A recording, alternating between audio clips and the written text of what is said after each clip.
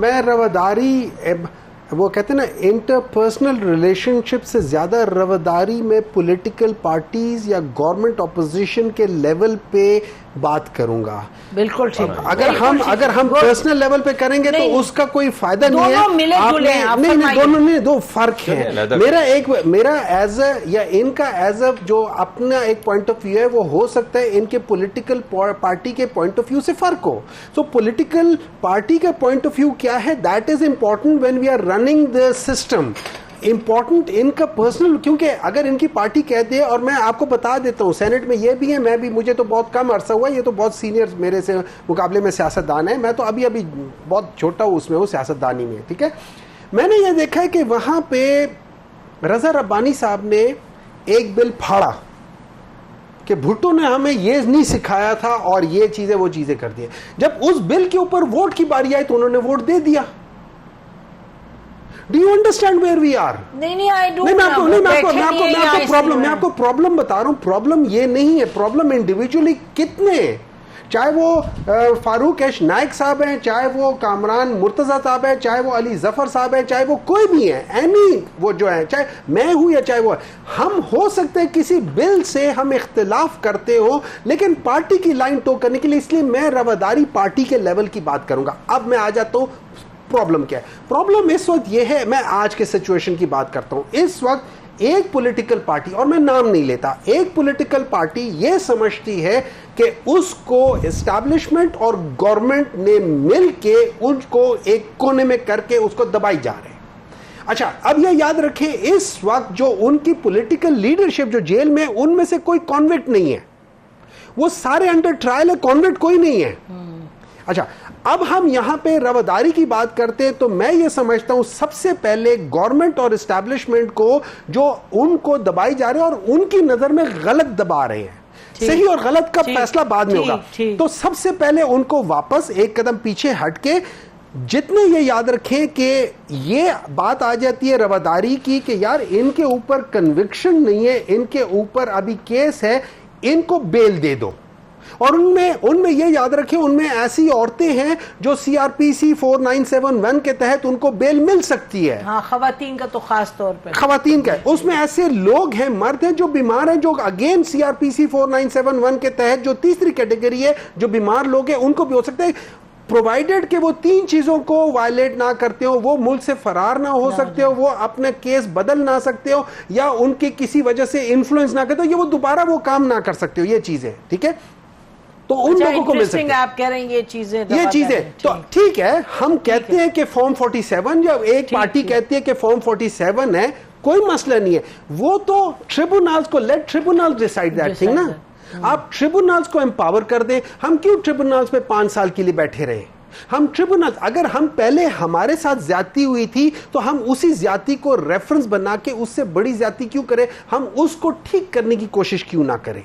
तो हम सबसे पहले, अगर मैं हूं गवर्नमेंट में और ये सारी चीजें रवादारी की बात हो रही है या उसका ठहराव की बात हो रही है या चाहे आप तदबीर की बात करें, तो मैं सबसे पहले ये तदबीर करूंगा कि मैं अपना as a government, as an establishment, मैं कहूंगा आप सब लोगों को बेल है जब तक, हाँ, आपके केसेस मेरिट पर होंगे।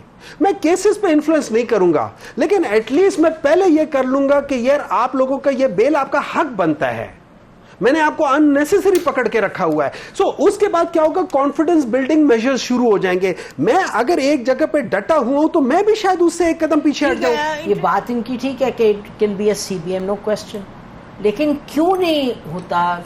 क्या ये मुमकिन है? जी, मैं ये समझता हूँ, क्योंकि इन्होंने बड़ा अच्छा एक और जाविया लिया, उसको एक और नुक्ता नज़र के ऊपर ले गए। ये तमाम चीज़ें, मुझे तो इनसे कोई इख्तलाफ नहीं है जो सेनेटर साहब कह रहे हैं। मैं समझता हूँ, और ये भी समझते हैं, पहले हम समझते थे, अब ये समझते हैं कि ईसीपी को बेहतर होना चाहिए, हमें उसको स्ट्रेंथन करना चाहिए। मैं भी समझता हूँ और ये भी समझते हैं कि अदलिया जो है उसमें जिस तरीक़ाकार से फ़ैसले होते हैं उनको बेहतर होना चाहिए। बहुत सी ख़वातीन की बेल होनी चाहिए अगर वो बेगुनाह हैं, बहुत से मर्द हजरात की बेल होनी चाहिए अगर वो बेगुनाह हैं। तो मैं तो परेशान हो गया, मुझे याद आना शुरू हो गया वो वक्त जिस वक्त नैब के वो चल रहे थे, बेशक। और हम यही कहते थे कि आप बेल तो बेल तो दें, और वो कहाँ जा रहे हैं, आपने एग्जिट कंट्रोल लिस्ट पर डाला हुआ तो बेल दे दें। जुल्म हुआ था राना तो सनाउल्लाह साहब के साथ, तीन साल वो लोग जी, तो 3 साल लोग जेलों में रहे, और राना सनाउल्लाह तो शायद जिक्र नहीं करते, मगर जिनने इनको कैद में कर रखा था वो आपको बताएंगे कि इनको 8x10 के कमरे में रखा गया था, शायद खाकान जी 8x10। तो ये तमाम लोग, ख्वाजा साद रफीक साहब थे, सलमान रफीक साहब थे, ख्वाजा आसिफ साहब थे, हसन इकबाल साहब थे, लंबी तकरार। तो ये ठीक होना चाहिए, और मैं समझता हूँ कि अब ये 18वीं तरमीम के बाद जो अदलिया की एडमिनिस्ट्रेटिव फंक्शंस तो हुकूमत के पास होते हैं, मगर बाकी तमाम फंक्शंस जो जुडिशल फंक्शंस हैं और जो केस रिलेटेड मैटर्स हैं वो अब हाई कोर्ट्स के पास हो पाएगा वो सत्य जो ये कह रहे हैं कि इस तरह चीजें क्यों जी? मैं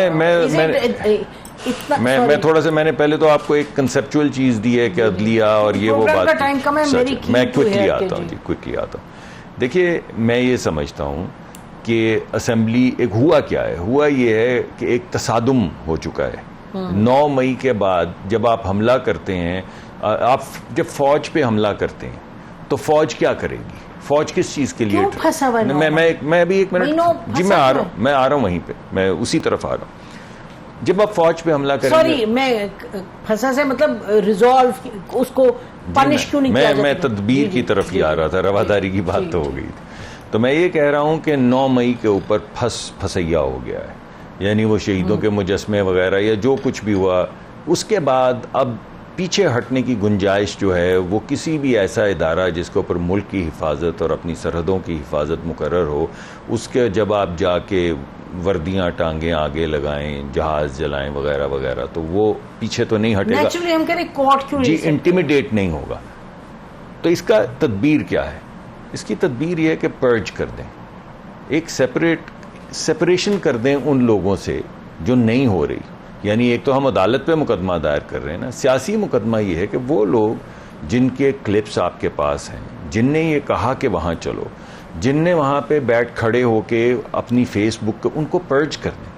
आप एक कह दें कि ये वाले अफराद जो 9 मई में नजर आपको आ रहे हैं, आपने क्लिप्स चलाए हुए हैं, सबको मालूम है। अब हम कह सकते हैं फॉल्स फ्लैग था, वो थे ही नहीं, वो 14 महीने जेल में तो रहे हैं वो जो नहीं, मगर मैं एक अलग बात कर रहा हूँ ना, वो उस पर तो हमने, जिन्होंने फेसबुक पे, मैंने दोबारा से अदलिया की बात तो कर दी और ECP की बात भी कर दी, पार्लिमान की बात मैं असल में करना चाहता हूं तदबीर के तौर पे।